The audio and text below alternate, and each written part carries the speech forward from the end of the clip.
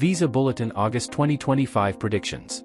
The Visa Bulletin for July 2025 brings fresh updates for green card applicants, offering a glimpse into shifting priorities, backlogs, and projected wait times.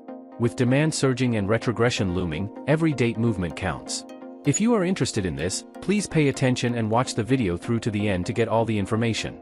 Please hit like and subscribe, and don't forget to push the notification bell for an upcoming video. Every month the Visa Bulletin lands like a weather report for hopeful immigrants, signaling whether their green card skies are finally clearing. With tens of millions of applicants riding on a few lines of State Department text, even the smallest shift in dates can feel seismic. July 2025's bulletin gave us the latest snapshot of demand, while the projections below anticipate how those numbers will likely behave when the August 2025 edition appears. 1. Turning the page on fiscal year 2025 quotas. For fiscal year 2025, the government expects 165,000 employment-based green cards, down from the extraordinary 197,000 issued in FY 2023, yet still 25,000 above the statutory floor of 140,000. That bump exists because 25,000 family-based visas went unused in fiscal year 2023 and spilled over into EB numbers, cushioning though not curing the backlog. Despite the bonus, July's bulletin confirms that demand is outrunning supply in almost every queue. Both family and employment charts remain jam-packed, especially for applicants born in India, China, Mexico, and the Philippines. As a result, the State Department is already warning of fresh retrogression, a backward adjustment of final action dates, before the fiscal year ends on September 30, 2025. 2. Family Preference Outlook, glacial but not frozen. Expect August's family charts to move only by inches. The F1 line for unmarried adult children of U.S. citizens may advance a few weeks, hardly thrilling, yet better than a stall. F2A, long the darling of the family categories, is flirting with retrogression because USCIS approvals are roaring in faster than consular capacity can absorb. F3 and F4 married sons and daughters, plus siblings remain the definition of slow motion. Think of them as marathon queues where a single month's progress can be measured with a ruler rather than a yardstick. These modest shifts stem from the immutable 7% per country cap, which distributes visas evenly across the globe rather than proportionately to demand. 3. Employment-based outlook for August 2025.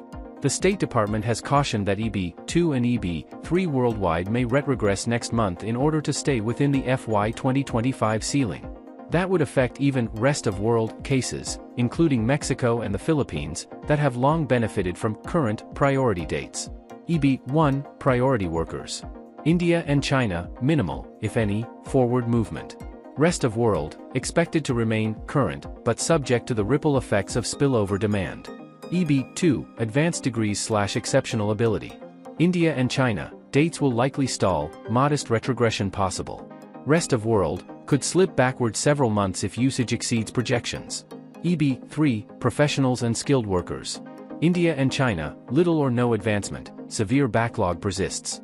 Rest of world, at risk of retrogression because global demand has surged. Administrative processing delays, think staffing shortages, renewed in-person interview requirements, and lingering COVID-era case inventories have further flattened movement across most EB lanes. 4. The 7% per country cap, why progress feels glacial. By law, no single country may receive more than 7% of the annual FB or EB quotas. While intended to ensure diversity, this cap creates multi-decade waits for nations with high demand. Siblings of U.S. citizens, 15+ years for most countries, 20 years for the Philippines, 22 years for Mexico. Indian and Chinese professionals, EB2 and EB3 applicants already face waits exceeding a decade. Some analysts project lifetimes unless Congress intervenes. For families living in the U.S. on temporary work visas, the cap poses an additional heartache. Once a child turns 21, he or she ages out and loses derivative status, risking separation unless an alternative status can be secured. 5. Navigating the road ahead, practical tips. Stay document ready, upload civil documents and job verification letters early so you can react instantly the moment your date becomes current. Watch the dates for filing chart, even if final action dates stall. USCIS sometimes keeps the filing chart open, allowing you to submit an I-485 sooner and lock in benefits such as work and travel authorization. Explore cross-chargeability. Couples from different birth countries can sometimes use the spouse's country of chargeability to jump queues. Advocate and engage, support legislative fixes like eliminating per-country caps or recapturing unused visas that have bipartisan sponsorship but need public pressure to advance. Barring a breakthrough on Capitol Hill, August 2025 is shaping up to be another holding pattern, tiny nudges forward for some, potential backward slides for others. Yet even incremental progress matters. Track each bulletin, keep your paperwork polished, and stay alert for policy shifts. In the marathon toward permanent residence, preparation and persistence remain the twin keys to crossing the finish line. August 2025 may bring minor advances or setbacks, but staying prepared and alert is key. In the race for permanent residency, even small steps forward matter, so keep documents ready and watch the charts closely. That is all for today, in this video. What are your thoughts on this? Please let us know in the comments section below. Thanks for watching the entire video. Hopefully, the information is useful to you. See you later, in the next video. Till then, take Visa Bulletin August 2025 Predictions. The July 2025 Visa Bulletin offers a sobering outlook for green card hopefuls with a fiscal year 2025 employment base. Green card cap 1,65,000 boosted by 25,000 unused family visa from FY 2023. Demand is still far exceeds supply. Both EV and family-based queues are heavily backlogged, especially for applicants from India, China, Mexico, and the Philippines. The State Department warns of possible retrogression, particularly in EB2 and EB3 categories, including for rest of world applicants. Family-based categories deem and slope.